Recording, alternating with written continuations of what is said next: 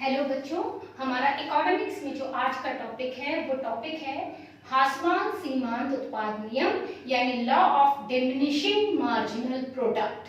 That is very important topic क्योंकि इस पर बहुत सारे न्यूमेरिकल्स भी बनते हैं।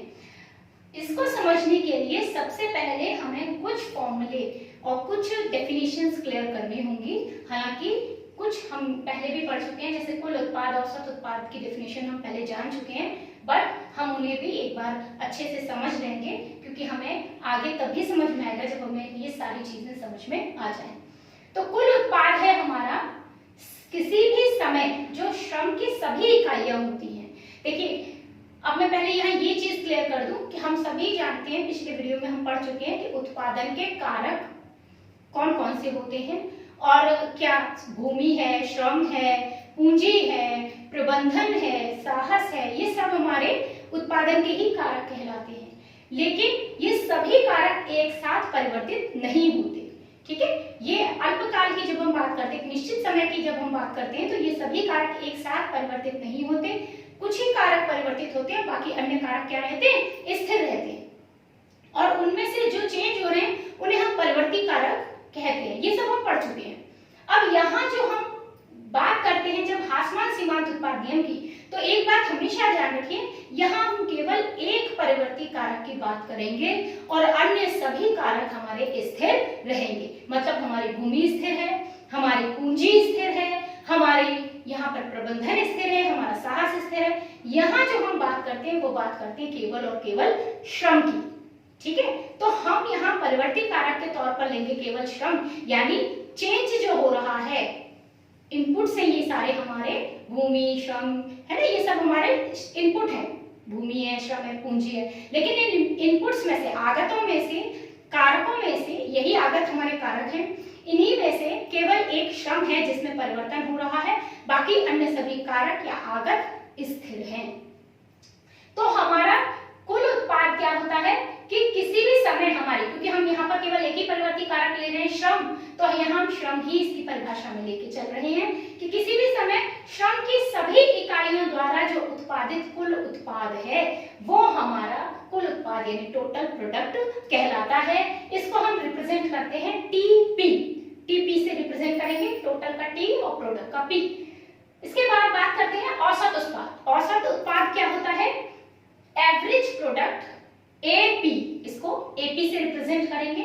औसत उत्पाद क्या होता है, औसत हम सब जानते हैं कि कुल में हमेशा जितनी इकाइयां हो उसका भाग कर देते हैं। तो यहाँ भी औसत उत्पाद क्या होगा कि हमारा जो कुल उत्पाद है, टीपी है, टोटल प्रोडक्ट है, उसमें हम जो हमारा परिवर्तनशील कारक है, कौन है हमारा परिवर्तनशील कारक, श्रम, तो उसकी सभी इकाइयों से हम इसमें भाग कर देंगे तो हमारा औसत उत्पाद निकल आएगा, एवरेज प्रोडक्ट निकल आएगा। अब बात करते हैं सीमांत उत्पाद यानी मार्जिनल प्रोडक्ट की। सीमांत उत्पाद यानी मार्जिनल प्रोडक्ट क्या होता है, ये समझने के लिए हमें समझना पड़ेगा कि हमारे निर्गत और आगत क्या है। तो निर्गत आगत सभी को पता है, आगत इनपुट्स यानी जो जो हम कारक प्रयोग में ला रहे हैं उत्पादन के लिए। तो यहाँ पर केवल एक ही परिवर्तनशील कारक की बात हो रही है, श्रम की, बाकी अन्य कारक तो स्थिर हैं, ठीक है। तो हमारे आगत में कितना परिवर्तन हो रहा है, तो यहाँ पर हमारा आगत कौन है, श्रम, तो श्रम में कितना परिवर्तन हो रहा है, और निर्गत आउटपुट, आउटपुट यानी जो उत्पाद हमारा बनकर आ रहा है, ठीक है, तो वो हमारा निर्गत है, आउटपुट है। तो जो भी उत्पाद बनकर आ रहा है उस उत्पाद में कितना परिवर्तन आया, पहले कितना था उत्पादन, और हमारी जो इकाई है वो बढ़ाने पर, हमने जब इनपुट अपना बढ़ाया तो इनपुट के बढ़ाने पर हमारा उत्पादन कितना हो गया, तो अंतिम उत्पादन में से प्रारंभिक उत्पादन को माइनस कर देंगे, और जो हमने पहले हमारा आगत था और बाद में हमने अपने आगत में परिवर्तन किया है, तो जो बाद वाला आगत है, अंतिम आगत में से प्रारंभिक आगत को भी माइनस कर देंगे। तो निर्गत में परिवर्तन अपॉन आगत में परिवर्तन, ये हमारा सीमांत उत्पाद कहलाता है। कहने का मतलब delta TP upon delta L. Delta TP, आप डेल्टा का मतलब जानते हैं, मतलब होता है अंतर, यानी टीपी2 माइनस टीपी1। अगर आपके पहले उत्पाद टीपी1 था, बाद में कुल उत्पाद टीपी2 हो गया, तो हम टीपी2 में से टीपी1 को माइनस कर देंगे। इसी तरीके से अगर पहले हम श्रम की इकाई L1 थी, बाद में श्रम की इकाई L2 हो गई, तो हम L2 में से L1 को माइनस कर देंगे और फिर हम भाग देंगे डेल्टा टीपी में से डेल्टा L का, और जो भी आएगा वो हमारा सीमांत उत्पाद या मार्जिनल प्रोडक्ट कहलाएगा। अब हासमान सीमांत उत्पाद नियम को समझने से पहले हम इस चीज को थोड़ा एक उदाहरण से क्लियर कर लेते हैं कि हमारा कुल उत्पाद क्या है, औसत उत्पाद क्या है और सीमांत उत्पाद क्या है। ये चीजें हम थोड़ी क्लियर कर लेते हैं अभी, तो हमारी समझ में आ जाएगा कि क्या चीजें ये कैसे करनी, क्योंकि इस पे न्यूमेरिकल्स भी बनते हैं और मैं एक तरह से आपका न्यूमेरिकल ही सॉल्व कर रही हूँ। तो सबसे पहले देखिए, यहाँ मैंने L लिया है, एक टेबल बनाइए, ठीक है। आपको जनरली जो क्वेश्चन मिलता है वो इस तरीके से मिलता है, आपको L दे दिया जाएगा, L मतलब श्रम की इकाइयां, ठीक है, और दे दिया जाएगा TP, TP यानी टोटल प्रोडक्ट यानी कुल उत्पाद।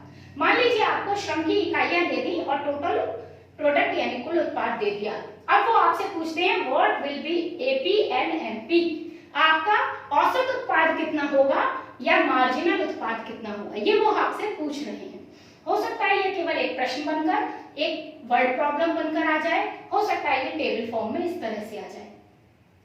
तो यहाँ पर हमारा L दिया हुआ है 0 1 2 3 4 5 6, और जो हमारा TP दिया है वो दिया है 0, जब L 0 है तो, और जब L आपका 1 है तो TP 2 है, L 2 है तो TP आपका 6 है, 6 है, ठीक है, 3 पर 12 है, 4 पर 17 है, 5 पर 20 है, 6 पर 18 है। इस तरीके से हमारा दिया हुआ है, तो हम ये हमें वैल्यूज दी हुई हैं। अब हमें क्या निकालना है, AP और MP निकालना है। तो AP का फॉर्मूला क्या है, कुल उत्पाद अपॉन परिवर्तनशील कारकों की इकाइयां, कारक जो भी है उसकी कुल इकाइयां कितनी है। तो जब हमारी L 0 है और तो हमारा TP भी 0 है, अगर हमारा TP 0 है, L भी 0 है, तो निश्चित रूप से AP भी 0 ही होगा, क्योंकि 0 का किसी भी संख्या से हम भाग करें या 0 में किसी संख्या का भाग करें हमें 0 ही मिलेगा। इसी तरीके से हमारा MP भी 0 होगा, क्योंकि वो भी भाग करने पे 0 ही आएगा, ठीक है। कहने का मतलब है अगर हमने कोई श्रम किया ही नहीं, ये मैं पिछले वीडियो में भी बता चुकी हूँ आपको, कितनी भी पूंजी लगाइए अगर श्रम नहीं किया गया तो उसका कोई लाभ नहीं है, और कितनी अगर हमने पूंजी नहीं लगाई और श्रम ही श्रम करते गए तो भी कोई लाभ नहीं है, यानी दोनों चीजें होनी चाहिए। तो हमने पूंजी तो एक निश्चित पूंजी लगी हुई है इसमें, ठीक है, but we are not changing it, हम उसे चेंज नहीं कर रहे। लेकिन यहाँ श्रम जब 0 है तो कोई भी उत्पाद नहीं होगा, ठीक है, उत्पादन बिल्कुल निल हो जाएगा। तो हमारा औसत उत्पाद भी 0 है, MP भी 0 है। इस कंडीशन में ये सारी चीजें 0 है। जब हमने एक मजदूर लगाया, मान लीजिए श्रम की हमने पहली इकाई लगाई, एक इकाई लगाई, तो हमारा TP जो है वो 2 है। मान लीजिए हम 2 टीवी बनाने का हमारा उत्पादन का काम है, तो 2 टीवी बना रहा है एक जो श्रमिक है, ऐसा मान के चलिए, ठीक है। तो उसने 2 टीवी हमारे टीवी के जो पुर्जे हैं वो बना लिए, ठीक है। अब हम कैसे निकालेंगे AP? AP निकालने के लिए हमें क्या करना है, TP अपॉन L करना है, ठीक है। क्या करना है, TP अपॉन L। तो हम 2 में 1 का भाग कर देंगे, और 2 में 1 का भाग करके हमारा आ गया 2, ये है हमारा AP, ठीक है। ऐसे ही जब हमारा L 2 है और TP 6 है, तो 6 में 2 का भाग करेंगे, हमें 3 मिल गया AP। ऐसे ही 12 में 3 का भाग करेंगे, 4 मिल जाएगा AP। 17 में 4 का भाग करेंगे, क्योंकि जब कुल उत्पाद इतना है तो हमारी श्रम की इकाई इतनी है। हम सामने का देखेंगे, ऐसे नहीं किसी में भी किसी का भाग करना है, सामने वाला देखना है कि L के सामने कौन सा TP दिया हुआ है, कितना कुल उत्पाद दिया है, तो जो L के जिस L की हम बात कर रहे हैं उसके सामने जो हमको TP दिया है हम उसमें ही L का भाग करेंगे। तो हमारा 17/4 4.25 आ रहा है, 20/5 करते हैं तो 4 आ रहा है, 18/6 करते हैं तो 3 आता है। क्लियर हो गया, AP समझ में आ गया। अब बात करें अगर हम MP की, तो MP मैंने आपको बताया था क्या होगा, delta TP upon delta L। Delta TP कैसे निकलेगा, मैंने बताया अंतिम में से प्रारंभिक को घटा देंगे। तो हम जब पहली वाली स्थिति की बात कर रहे हैं तो 0 ही था, कोई दिक्कत ही नहीं है। जब हम 1 L की बात कर रहे हैं, हमारी श्रम की इकाई 1 हो जाती है और TP हमारा 2 है, उस स्थिति में हमारा क्या होगा, TP को घटाइए, अंतिम TP 2 है और प्रारंभिक TP 0 है, ठीक है। अंतिम TP हमारा 2 है और प्रारंभिक TP क्या है, 0 है। तो हमने 2 में से 0 माइनस किया और यहाँ पर 1 में से भी 0 माइनस किया। ठीक है, अंतिम एल में से प्रारंभिक एल घटाया, अंतिम टीपी में से प्रारंभिक टीपी घटाया। 2 माइनस 0 अपॉन 1 माइनस 0, 2 में से 0 गए तो 2 ही आता है, 1 में से 0 गए तो 1 ही आता है। 2 में अगर 1 का भाग करेंगे तो हमें 2 मिलेगा, एमपी हमारा 2 आ गया। ठीक है, यहाँ तक क्लियर हो गया। नाउ प्रोसीड, आगे बढ़िए। अब अगर हमारा एल 2 है, टीपी 6 है, तो हम 6 में से इससे पहले वाला वैल्यू क्या है 2, तो हम 6 में से पहली वाली वैल्यू, 6 में से 0 नहीं घटाना है, अब हमें 6 में से पहली वाली वैल्यू घटानी है, 6 में से 2, तो 6 माइनस 2 किया, इट इज 4, और 2 में से 1 माइनस किया तो ये हो गया 2 माइनस 1 यानी 1, और 4 में फिर हम 1 का भाग करेंगे तो 4 मिलेगा। ठीक है, इसी तरह अगला किया, 12 में से अब क्या घटाना है 6, 12 में से 6 घटाए और 3 में से 2 घटाए, जो अंतिम है उसमें से पहले वाला। ठीक, तो हमने 12 में से 6 घटाए, 3 में से 2 घटाए, 6/1 आया और ये 6 हो गया। इसी तरह से हमने ये सारे सॉल्व किए। क्लियर हो गया, कोई दिक्कत? हमेशा ये याद रखिए कि जो हमारी टीपी है वो बढ़ती भी है, घटती भी है। ठीक है, कभी ऐसा जरूरी नहीं है कि हमेशा हम श्रम की इकाइयां बढ़ाएंगे तो हमेशा हमारा कुल उत्पादन बढ़ेगा ही, ऐसा नहीं है। एक निश्चित समय के बाद ये उत्पादन घटने लगेगा। ठीक है, जैसे यहाँ देखिए 0 के बाद 2 हुआ, 2 से 6 हुआ, 12 हुआ, 17 हुआ, 20 हुआ, लेकिन 20 के बाद वो 18 हो गया। श्रम की एक इकाई 5 से 6 करने पर भी, मतलब हमने एक मजदूर और बढ़ा दिया, 5 मजदूर की जगह हमारे 6 मजदूर हैं, लेकिन फिर भी हमारा उत्पादन बढ़ना चाहिए, बट उत्पादन बढ़ नहीं रहा, उल्टा घट गया। अब उत्पादन क्यों घटा, उसके कई कारण होते हैं जिनके बारे में डिस्कस हम बाद में करेंगे। पहले हम इतना समझ लेते हैं कि हमेशा हमारा जो टीपी है वो ऐसा नहीं है कि बढ़ता ही जाएगा श्रम की इकाइयों के साथ। श्रम की इकाइयों के एक निश्चित सीमा से अधिक बढ़ाने पर हमारा कुल उत्पादन घटने लगता है। ऑलवेज रिमेंबर, कुल उत्पादन घटने लगता है। ठीक है, और एपी जो है हमारा, ठीक है, एपी जो है वो जरूरी नहीं है कि हमारा कुल उत्पादन बहुत ज्यादा घटे, थोड़ा सा घट सकता है। ठीक है, और हो सकता है वो इतना न भी घटे, लेकिन एक चीज जो सबसे ज्यादा घटने वाली है वो चीज, मैं इसके लिए ये चीज समझा रही हूँ आपको। एपी देखिए यहाँ पे 0 हो गया, औसत उत्पाद 0 हो सकता है अगर कुल उत्पाद 0 हो तो, औसत उत्पाद 0 होगा अगर कुल उत्पाद 0 होगा, लेकिन एपी की जो होगा वो बढ़कर घट सकता है, but it can't be negative, वो माइनस में कभी नहीं होगा। माइनस में इसलिए नहीं होगा क्योंकि कुल उत्पाद कभी भी माइनस में नहीं होगा। लेकिन सीमांत उत्पाद की अगर बात करें तो सीमांत उत्पाद हमारा 0 भी हो सकता है और माइनस में भी हो सकता है, यानी हमारा सीमांत उत्पाद 0 भी हो सकता है, 0 भी हो सकता है, धनात्मक भी हो सकता है, पॉजिटिव तो है ही सब जगह, और नेगेटिव भी हो सकता है, माइनस में भी हो सकता है। माइनस में कब होगा सीमांत उत्पाद, अगर हमारा कुल उत्पाद श्रम की इकाई बढ़ाने पर भी घटे। अगर हमारा कुल उत्पाद श्रम इकाई बढ़ाने पर भी घटता है तो ऐसी स्थिति में हमारा सीमांत उत्पाद घटकर ऋणात्मक हो जाएगा, नेगेटिव हो जाएगा, माइनस में चला जाएगा। ठीक है ना, क्योंकि यहाँ देखिए 18 में से 20 घटाने हैं, 20 में से 18 नहीं, 18 में से 20 घटाने, 18 माइनस 20 करना है। 18 छोटा नंबर है, 20 बड़ा नंबर है, तो यहाँ माइनस के 2 आएंगे। माइनस इस बात को दिखा रहा है कि सीमांत उत्पाद ऋणात्मक हो गया, माइनस में, नेगेटिव में चला गया। ठीक है, तो ये सारी चीजें आपको क्लियर हो गई। अच्छा, एक सिंपल सी बात ये कि हमारा अगर माइनस में भी सीमांत उत्पाद चला जाएगा, ठीक है, माइनस में भी चला जाता है, अगर हमारा सीमांत उत्पाद नेगेटिव होता चला जाता है, तो ऐसी स्थिति में, ठीक है ना, हमारा ये हासमान सीमांत उत्पाद नियम लागू होगा। अब देखिए हासमान सीमांत उत्पाद नियम पर अब हम आ जाते हैं कि ये क्या है।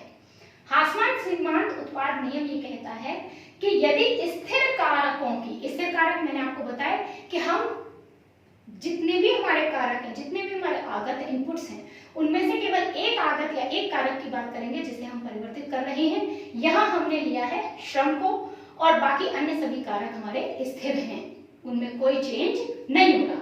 तो यदि स्थिर कारकों, स्थिर कारक मतलब पूंजी है, इस समय हमारा भूमि है, हमारा प्रबंधन है, हमारा साहस, ये सब हमारे स्थिर कारक है। तो यदि स्थिर कारकों इकाइयों के साथ परिवर्तनशील कारक कौन है? श्रम। परिवर्तनशील कारक की अधिक इकाइयों का उपयोग किया जाता है, मतलब उसकी इकाइयों में लगातार हम वृद्धि करते जाते हैं, तो परिवर्तनशील कारक का जो सीमांत उत्पाद है वो घटता है। देखिए यहाँ 0 से 2 हुआ था, 2 से 4 हुआ, 4 से 6 हुआ, लेकिन 6 के बाद अब 7 नहीं हुआ, 8 नहीं हुआ, 6 से घटकर 5 पर आ गया, जबकि हम श्रम की इकाई बढ़ा रहे हैं 3 से 4। 5 से भी घटकर फिर 3 पर आ गया, जबकि श्रम की इकाई 4 से और 5 कर दी, और 3 से भी घटकर वो -2 पर चला गया, यानी नेगेटिव हो गया, ऋणात्मक हो गया। तो यदि स्थिर कारकों की निश्चित इकाइयों के साथ परिवर्तनशील कारक की अधिक इकाइयों का उपयोग किया जाता है, तो परिवर्तनशील कारक का सीमांत उत्पाद कम होता जाता है तथा कुल उत्पाद उस समय घटती दर पर बढ़ता है। उसकी जो बढ़ने की दर है वो घट जाएगी। दर यही है हमारे सीमांत उत्पाद, ठीक है ना। सीमांत उत्पाद ही हमारी वो दर है, क्योंकि यही है delta TP upon delta L कि प्रति एक इकाई श्रम की बढ़ाने पर हमारे कुल उत्पाद में कितना परिवर्तन हो रहा है, यही हमारी दर कहलाएगी। तो सीमांत उत्पाद हमारा लगातार घटेगा, ठीक है। लेकिन इसमें एक जो मेन बात है हमें याद रखनी है, हासमान सीमांत उत्पाद नियम तभी लागू होगा जब हम कुछ बातें दिमाग में रखें। नंबर 1, सभी कारक स्थिर हों, केवल एक कारक को छोड़कर अन्य सभी कारक स्थिर होने चाहिए।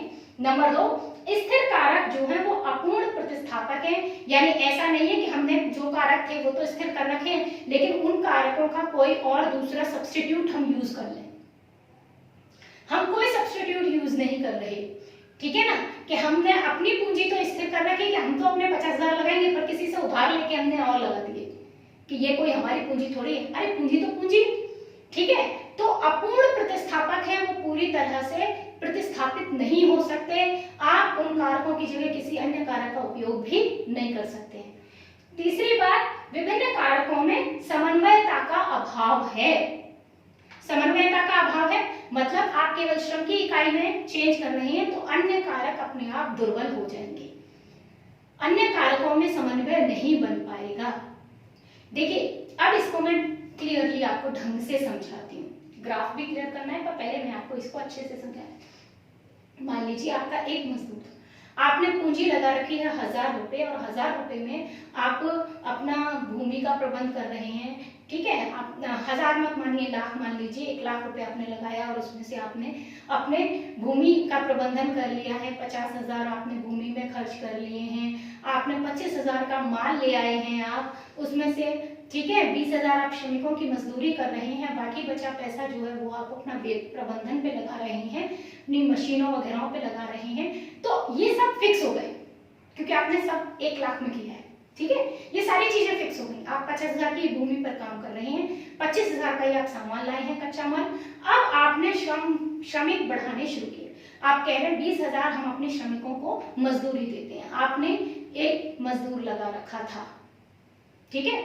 आपने एक मजदूर लगा रखा था, आपने उत्पादन कम होगा, निश्चित रूप से उत्पादन कम होगा एक मजदूर पे। आपने मजदूर की संख्या बढ़ा दी, 2 कर दी, मजदूर की संख्या बढ़ा दी, 3 कर दी, मजदूर की संख्या बढ़ा दी, 4 कर दी, ठीक है। कुल उत्पाद बढ़ता चला गया, लेकिन आपका जो कच्चा माल है वो तो 25,000 का ही है। अब अगर आपने मजदूर ज्यादा बढ़ाए तो कच्चा माल तो उतना ही है ना, कच्चा माल तो आप और नहीं लाए हो ना, क्योंकि आप पूंजी एक्स्ट्रा और नहीं लगा रहे। तो एक लिमिट के बाद आप मजदूर अगर बढ़ाएंगे तो उत्पादन तो वही सीमित हो गया, क्योंकि माल ही नहीं है, कच्चा माल आपका सारा यूटिलाइज हो गया। तो आपने अगर मजदूर एक्स्ट्रा भी बढ़ाए तो उसका कोई लाभ नहीं है, ठीक है ना। वो जो मजदूर, एक मजदूर था वो शायद 10 घंटे में काम कर रहा था, आपने 2 मजदूर लगाए वो 10 घंटे में ही अब ज्यादा उत्पादन कर रहे हैं। 3 मजदूर लगाए तो वो 10 घंटे में नहीं, 8 घंटे में ही वो उतना उत्पादन कर दे रहे हैं कि आपको 10 घंटे की भी जरूरत नहीं है।